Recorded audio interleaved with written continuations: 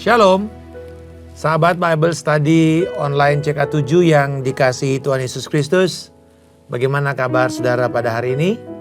Nah, saya berdoa agar setiap sahabat sekalian tetap semangat dan kerajinan kita tidak kendor dalam mempelajari firman Tuhan dan juga supaya kita bisa taat menghidupinya. Saya ingin juga mau mengajak bila program ini sungguh sudah sangat memberkati sahabat sekalian, membantu saudara bisa belajar firman Tuhan secara sistematis. Saya ingin juga mendorong kita semua untuk mengajak baik itu sahabat ataupun keluarga dan membagikan link ini kepada teman-teman untuk bisa bergabung bersama-sama. Mungkin kita bisa belajar bersama, satu kelompok, satu school, kita belajar bersama-sama. Dan kalau kita belajar, kita perlu Alkitab, kita perlu buku catatan atau mungkin laptop komputer saudara untuk saudara bisa mencatat. Dan juga alat tulis atau stabilo supaya kita bisa memberikan highlight supaya semua yang kita pelajari itu tidak akan sia-sia, hilang begitu saja. Tapi akan bisa juga catatan kita bisa dapatkan. Nah karena itu mari hari ini kita akan masuk ke dalam episode Yesaya 2. Sion sebagai pusat kerajaan damai atau Sion sebagai pusat perdamaian bangsa-bangsa. Tapi sebelum kita membahas lebih lanjut, saya mau mengajak kita untuk mempersiapkan hati kita, menyembah dan membangun keintiman kita dengan Bapa Sorgawi.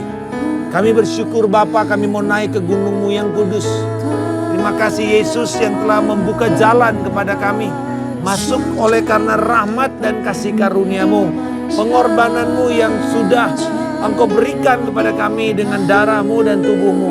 Hari ini kami bersyukur Roh Kudus menerangi kami, membangkitkan semangat kami. Mari jemaat, naiklah ke gunung kudus Tuhan dan bertemulah dengan Dia. Dan membangun keintiman kita dengan Allah yang kita sembah. Haleluya. Thank you Jesus. Praise you Lord God. Bawaku ke gunung kudus-Mu, di tempat kediaman-Mu. Biar kemuliaan melingkupi hidupku dan jiwaku kan dipuaskan. Hanya dekat-Mu itu yang ku perlu. Kau sumber penghiburanku.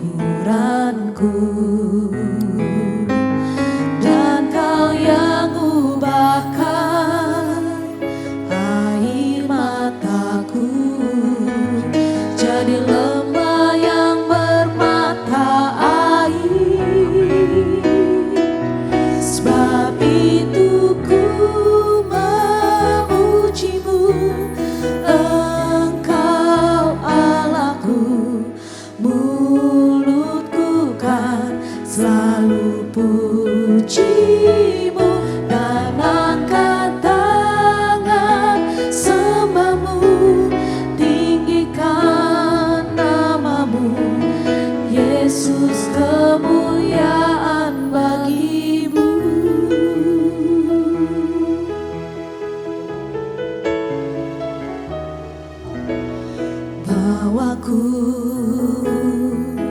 ke gunung kudus-Mu, di tempat kediaman-Mu. Biar kemuliaan melingkupi hidupku dan jiwaku kan dipuaskan.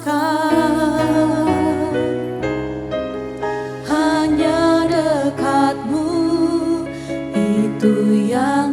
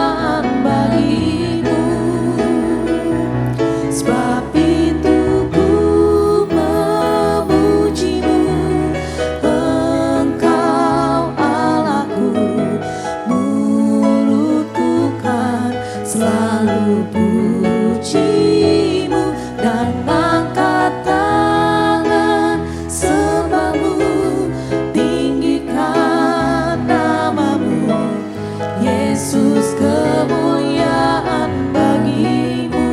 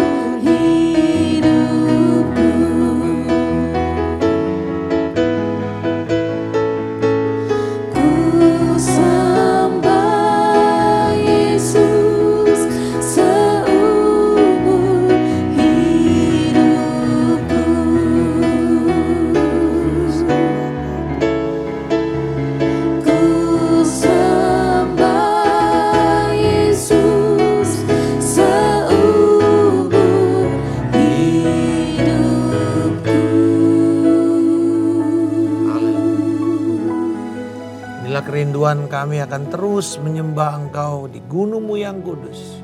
Engkau sudah menyediakan kepada kami bukan hanya kehadiran-Mu, tapi juga pengajaran. Dan kami akan hidup dalam damai sejahtera bersama dengan Engkau di dalam nama Tuhan Yesus Kristus. Amin. Sahabat sekalian, pernah nggak kita membaca headline berita, yaitu kepala berita? Bagian yang pertama di halaman depan berita biasanya dicetaknya itu besar, tebal, headline. Atau mungkin kalau kita yang di medsos sekarang breaking news gitu. Biasanya semua hurufnya pasti huruf besar semua. Untuk menarik perhatian kita. Ya. Kalau di masa koran dulu ya di Amerika atau di Eropa, tukang jual koran itu selalu teriak-teriak gitu. Ya dia akan kasih tahu good news, good news. Tahu ada sesuatu misalnya ketika sekutu mendeklarasikan hari kemenangan di bulan Mei 39 mulai perang, lalu kemudian 45 mereka menang, ya. Mereka teriak ya VJ gitu ya. Victory Day ya, Victory Day, V-Day. Jadi itu orang rame, lalu orang mulai beli korannya. Ya, selalu ada kayak woro-woro kalau orang Jawa gitu ya. Ada pengumuman dikentongin gitu. Nah, Yesaya 2 ini kira-kira seperti itu gambarannya. Ada satu panggilan, satu woro-woro, satu pengumuman. Ayo lihat, ayo dengar, ayo datang. Nah di dalam ayat 1 dikatakan firman yang diterima ini satu penglihatan tentang Yerusalem, lalu dikatakan akan terjadi pada hari-hari terakhir. Nah itu dia, akan terjadi, ayo apa yang akan terjadi? Gunung tempat rumah Tuhan akan tegak melampaui puncak gunung-gunung dan menjulang di atas bukit-bukit. Segala bangsa akan berduyun-duyun ke sana dan banyak suku bangsa akan pergi serta berkata, mari kita naik ke gunung Tuhan, ke rumah Allah Yakub, supaya ia mengajarkan jalan-jalannya kepada kita dan supaya kita berjalan di jalurnya. Sebab dari Sion akan terbit pengajaran dan firman Tuhan dari Yerusalem. Nah itulah beritanya, itulah headline newsnya. Satu ajakan untuk naik ke gunung Tuhan, ke rumah Allah Yakub. Jadi ini sebenarnya hal yang sama ya, kalau kita di dalam gereja modern, sebuah penginjilan yang efektif itu salah satu persyaratannya adalah adanya gereja yang layak juga untuk didatangi dan bergabung.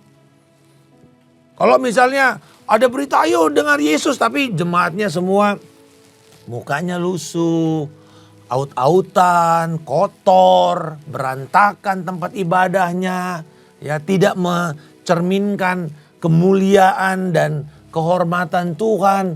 Orang mungkin akan merasa risih datang, ngapain kok ke tempat ini? Ya kok kayaknya malah jadi curiga dan kelihatannya mungkin aroma-aroma aliran sesat malah. Kenapa? Karena itu tadi, kalau misalnya tidak layak untuk didatangi, tidak layak untuk bergabung, orang juga akan takut. Nah pengumuman tentang orang mulai kembali ke Gunung Sion, yaitu Yerusalem. Kan Yerusalem sedang dihancurkan dengan nubuatan itu. Tapi kemudian kok ada woro-woro yang mengatakan, ayo kembali lagi ke Yerusalem, ayo kembali lagi ke Gunung Tuhan, ayo kembali lagi naik ke bait suci. Kan berarti bait sucinya harus dipulihkan. Dan itu akan terjadi. Jadi janji pemulihan yang pertama tadi di ayat pasal pertama itu kita melihat bagaimana Tuhan memberikan dakwaan.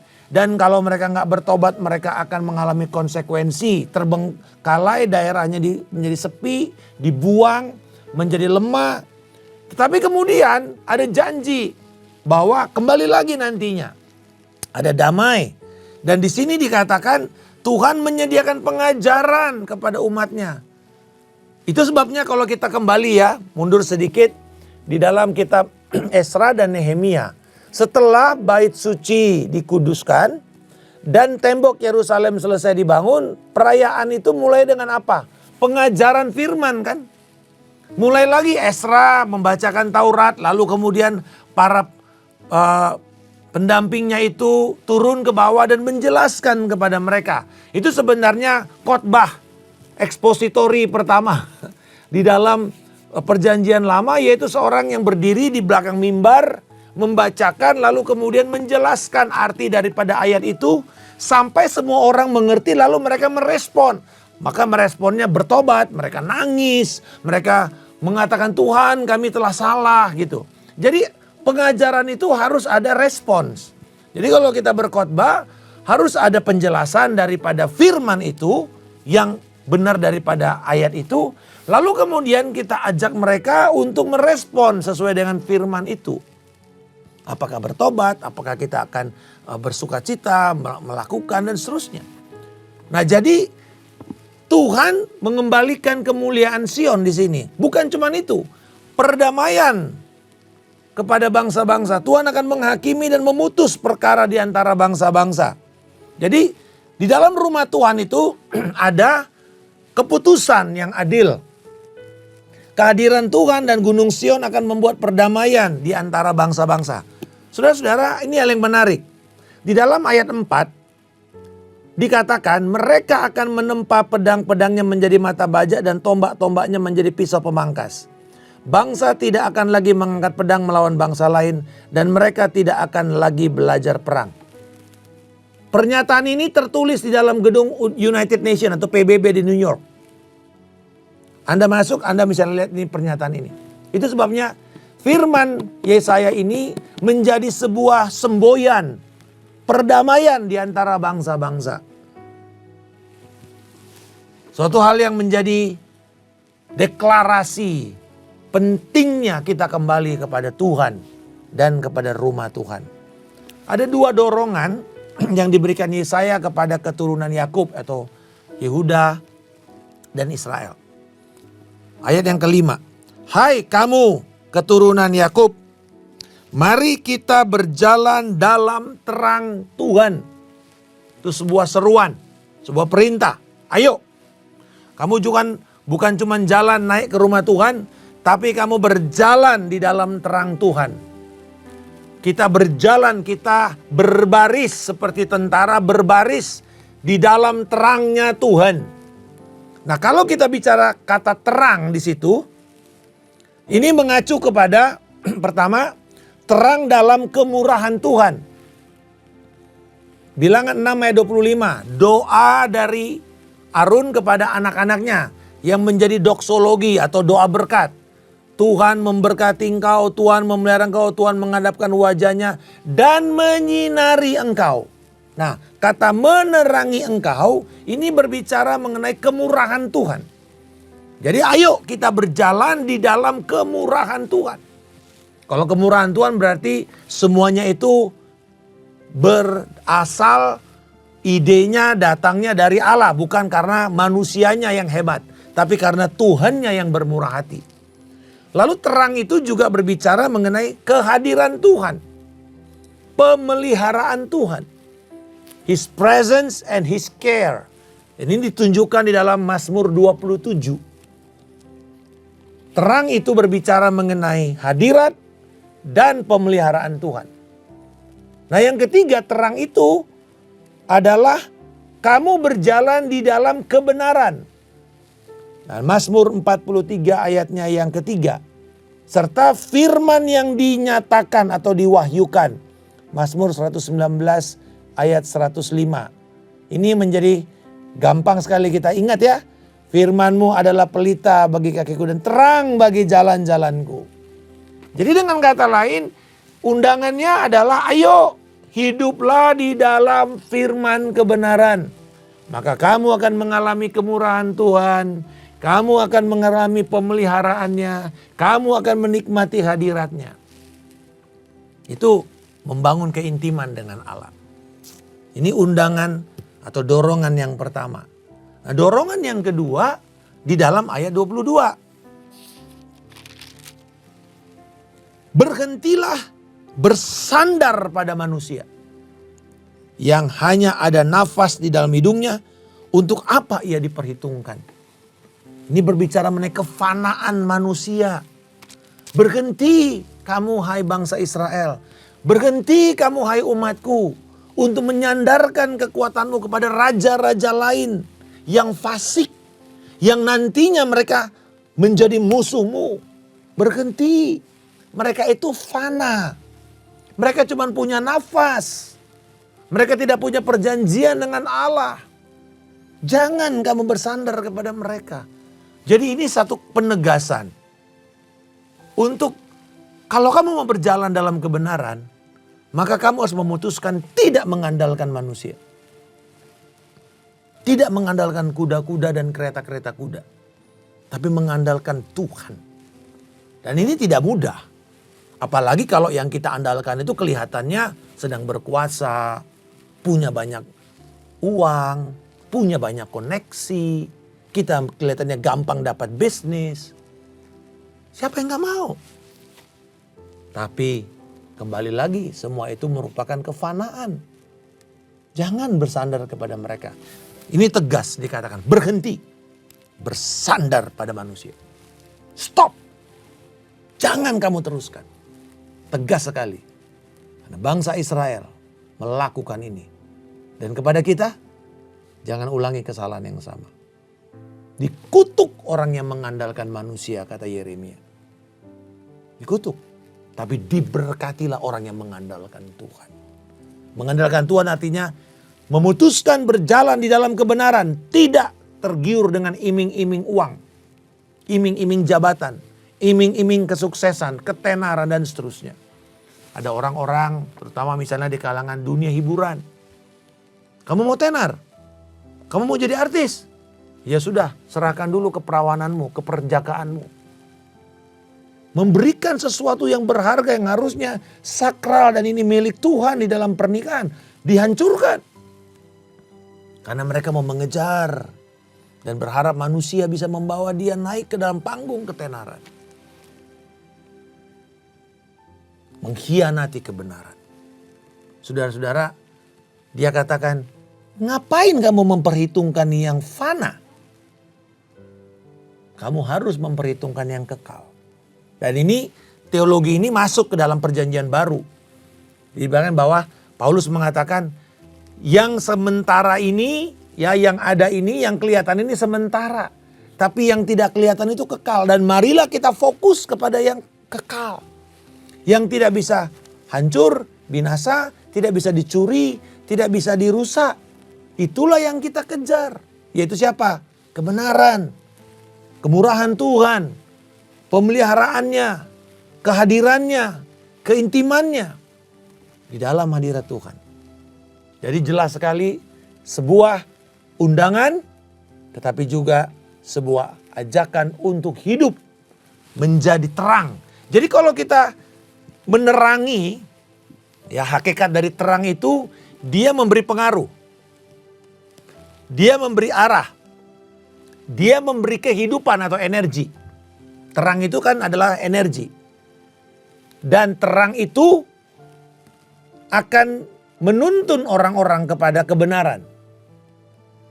Jadi kalau dikatakan gereja itu dipanggil untuk menerangi sekeliling kita. Kita ini adalah terang dunia. Kristus yang telah memberikan kita mandat untuk memantulkan cahaya kemuliaannya kepada orang sekeliling kita. Maka kita harus serius untuk berjalan di dalam kebenaran. Itu sebabnya komitmen kita mempelajari firman supaya kemudian kita belajar kebenaran itu penting. Kadang-kadang untuk kita tinggal dalam kebenaran harganya mahal. Kita harus menolak godaan-godaan yang kelihatannya begitu menggiurkan. Seperti cepat kaya, ya, ojo kagetan, gitu. Karena kadang-kadang kekayaan itu bikin, kalau orang Medan bilang terkejut badan gitu loh, ya. Bikin orang tuh kaget gitu. Wih, tiba-tiba jadi kaya gitu. Tiba-tiba populer, tiba-tiba banyak yang ngundang dia. Wah, segala macam, banyak yang cover dia. Ini orang yang kaget kekuasaan. Atau dendam kekuasaan, artinya dulunya saya terus tertindas, sekarang saya kuasa, saya akan menindas. Atau dendam kemiskinan, takut miskin, udah capek jadi orang miskin. Sekarang dapat kesempatan, wah kejar kekayaan apapun resikonya. Ini yang dikatakan berhenti bersandar pada manusia. Itu hanya akan membawa kutuk. Mari kita kembali kepada hidup di dalam kebenaran. Ada resikonya? Yes, pasti. Tetapi pasti lebih mulia daripada orang bersandar pada manusia. Nah, ada dua peringatan juga yang Tuhan berikan. Yang pertama, ya, congkak. Orang congkak yang membuat dewa dan patung berhala mereka. Ayat 6 sampai dengan 21 ini berbicara sebenarnya mengenai kecongkakan. Orang-orang yang sombong. Orang-orang yang mengandalkan berhala. Dan berhala di sini udah sampai kepada tingkat menggantikan Tuhan. Jadi kan itu kita katakan definisi berhala itu sesuatu yang baik yang datang dari Tuhan. Tetapi kemudian ditinggikan dan menggantikan Tuhan. Termasuk kuasa rohani. Nah di dalam konteks ini mereka itu mencari kuasa rohani. Makanya diasosiasikan dengan tenung, sihir, divination. Itu tenung atau sihir. Dan ini kan sebenarnya seperti berusaha mencontoh kuasa roh Allah. Yang mengadakan mujizat, kesembuhan, yang melakukan tanda-tanda ajaib. Kan roh tenung juga berusaha untuk melakukan itu. Tetapi sebenarnya itu kan merupakan manipulasi. Kadang-kadang cuma dimanipulasi mata. Kelihatannya itu makanan padahal sebenarnya kotoran. Kelihatannya itu indah tapi sebenarnya begitu jahat dan buruk, mengerikan. Karena dikatakan si iblis itu datang seperti malaikat terang. Seperti malaikat terang. Serigala berbulu domba. Jadi kita mesti melihat ini. Inilah modusnya si iblis. Dan siapapun yang mengandalkan, yang congkak. Nah jadi ada dua tegurannya. Jangan kamu congkak, jangan kamu mengandalkan berhala.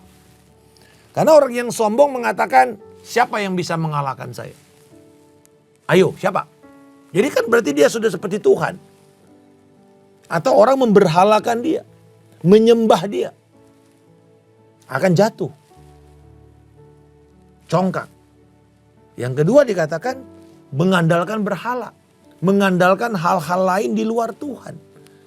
Kebaikan-kebaikan Tuhan yang harusnya jadi anugerah berubah menjadi Tuhan dalam hidup mereka. Harusnya itulah pemberian. The gift. Pemberian.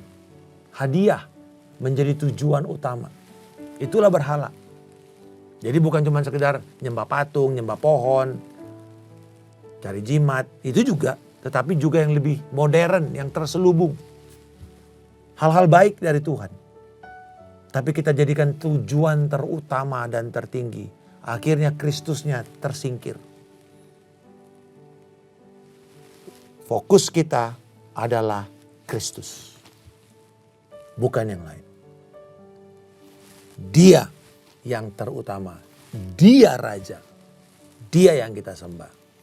Nah, kepada orang-orang yang mengabaikan teguran ini, apa yang akan terjadi? Ayat yang ke-6. Tuhan akan membuang keturunan Yakub. Kata membuang di situ dipakai kata menelantarkan, abandon. Menelantarkan. Membuat dia tersendiri, terasing. Terbengkalai. Makanya itu terjadi kepada Yerusalem. Terbengkalai 70 tahun. Semak belukar. Terbengkalai.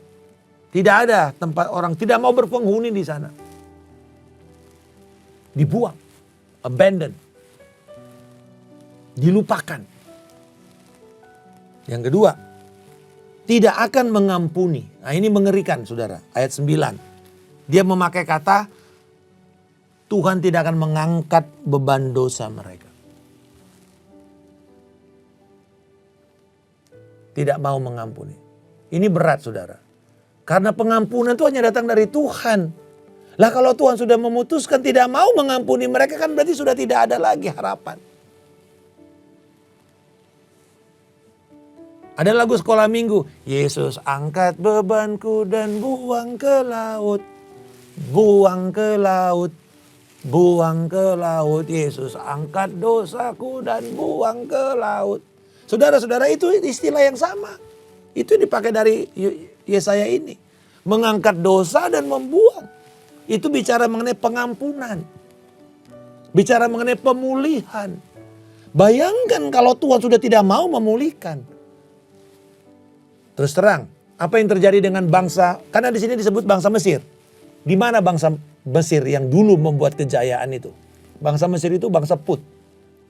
Di mana sekarang mereka? Tidak ada.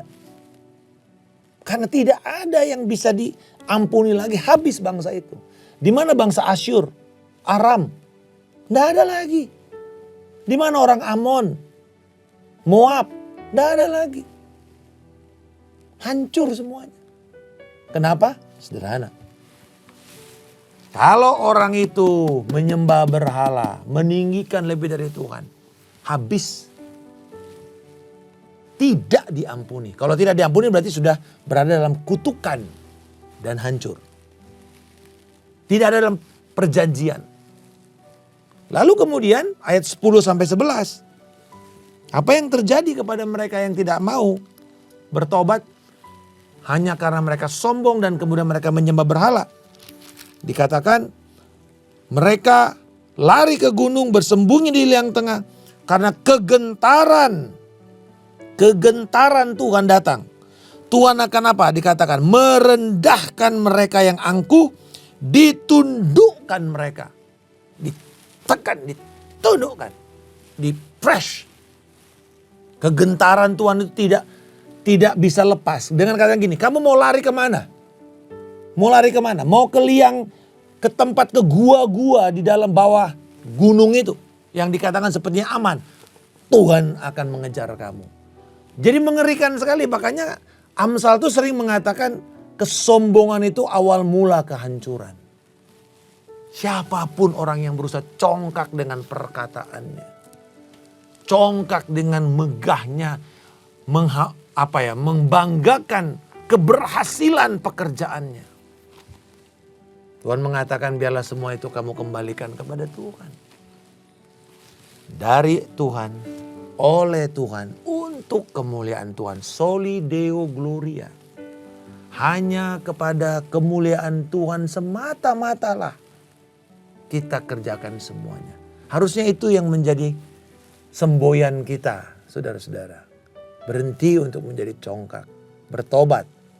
Karena mengerikan sekali konsekuensi yang akan ditanggung oleh mereka ini. Berhenti menyembah berhala. Hancur kita. Saya sudah menemukan banyak orang-orang yang menjual keluarganya. Demi mengejar harta dan kekayaan. Dan membuat perjanjian dengan kuasa kegelapan. Dia bayar dengan anaknya. Dia bayar dengan pernikahannya. Dia hancurkan pernikahannya, dia hancurkan anak-anaknya. Dia rela anak-anaknya itu sakit, cacat mental sebagai resiko harga. Tapi akhirnya juga hilang semua kekayaannya. Menyembah berhala itu tidak pernah gratis. Harus ada bayarannya. Iblis tidak pernah mau gratis. Tapi Kristus menebus kita, dia bayar dengan harga dirinya. Harga pengorbanannya kepada Tuhan. Sehingga kita bisa menerima pengampunan dosa dari Allah. Dan yang terakhir, bahwa orang-orang yang congkak dan yang menyembah berhala, Tuhan melawan mereka semua. Jadi orang-orang ini menjadikan Tuhan sebagai musuh utamanya.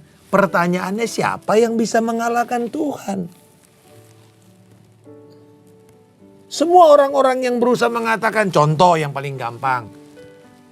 Dalam sejarah orang yang mengatakan seorang penyanyi hebat. Yang mengatakan I'm more popular than Jesus. Gak berapa lama ditembak oleh penggemarnya sendiri. Orang-orang yang berusaha meninggikan dirinya dan mengatakan bahwa dia lebih hebat daripada Allah. Langsung hari itu juga dia kena. Saudara-saudara, ini sesuatu yang mengerikan. Ya, jangan lawan Tuhan. Kita ini musuh Allah. Tetapi dalam Roma pasal yang kelima dikatakan pada waktu kita masih menjadi musuh Allah, Yesus naik ke atas kayu salib. Mati di sana. supaya dia memperdamaikan kita. Karena nggak ada harapan bagi orang yang menjadi musuh Allah. Kecuali satu, neraka dan keterpisahan dari Allah. Dan yang terakhir, bahwa ternyata orang-orang yang menyembah berhala, berhala itu akan dilemparkan dan tidak akan ada kemegahan di hadapan Allah. Sangat memalukan sekali orang-orang yang menyembah berhala. Mereka semuanya akan dilempar. Dikatakan seperti apa saudara? Ini seperti dikatakan pada hari itu berhala perak ayat 20, berhala emas yang dibuat untuk disembah dilempar kepada tikus dan kelelawar. Dilempar kepada binatang yang sangat kotor. Binatang yang gelap. Supaya ia dapat masuk ke dalam lekuk-lekuk di gunung batu dan dalam celah-celah bukit batu. Karena ketakutannya terhadap Tuhan. Jadi ketika Tuhan datang menghakimi, semua berhala itu hancur. Lari. Kayak lari dikejar-kejar gitu ya. Bersembunyi di balik-balik batu. Artinya udah ketakutannya udah begitu hebat. Cari jalan gitu loh. Apa yang bisa diandalkan kepada orang-orang yang membuat berhala sebagai pertolongan mereka? Ya nanti nasib mereka seperti tikus dan kelelawar yang bersembunyi di tempat-tempat gelap. Karena kegentaran, karena Tuhan akan kejar mereka terus. Bayangkan ya, dari emas perak tiba-tiba seperti tikus dan kelelawar. Binatang yang menjijikkan dan haram, tidak kosher menurut perjanjian lama. Binatang yang menjijikkan. Saya mau mengatakan kepada kita semua pada hari ini. Teguran-teguran Tuhan ini seharusnya mengingatkan kepada kita. Banyak berhala-berhala modern pada hari ini. Yang tanpa sadar kita buat sebagai berhala. Tapi marilah kita hari ini sadar. Kita kembali kepada Tuhan. Dengan kita berjalan di dalam terang. Dan berhenti bersandar kepada semua. Baik itu manusia maupun berhala-berhala. Maka kita akan menikmati persekutuan yang indah, yang erat, yang manis dengan Roh Kudus. Bapa, hamba berdoa kiranya setiap kami hari ini menerima berkat-Mu. Tuhan yang memberkati engkau, Tuhan yang melindungi engkau, Tuhan yang akan membuat wajahnya bersinar atas engkau dan memberikan engkau kemurahan dan anugerahnya. Ia menghadapkan wajahnya dan memberikan engkau damai sejahtera yang melampaui segala akal dan pikiran. Kasih karunia dari Allah Bapa, cinta kasih dari Tuhan kita Yesus Kristus, persekutuan yang indah, erat dan manis dengan Roh Kudus, menyertai engkau dari hari ini sampai Yesus Kristus datang untuk kedua kalinya, menjemput kita di awan kemuliaan, membawa kita memerintah, masuk di dalam kerajaan damai-Nya hingga langit dan bumi yang baru. Dalam nama Tuhan Yesus Kristus kami telah berdoa dan mengucap syukur. Haleluya. Amin. Tuhan Yesus memberkati. Shalom.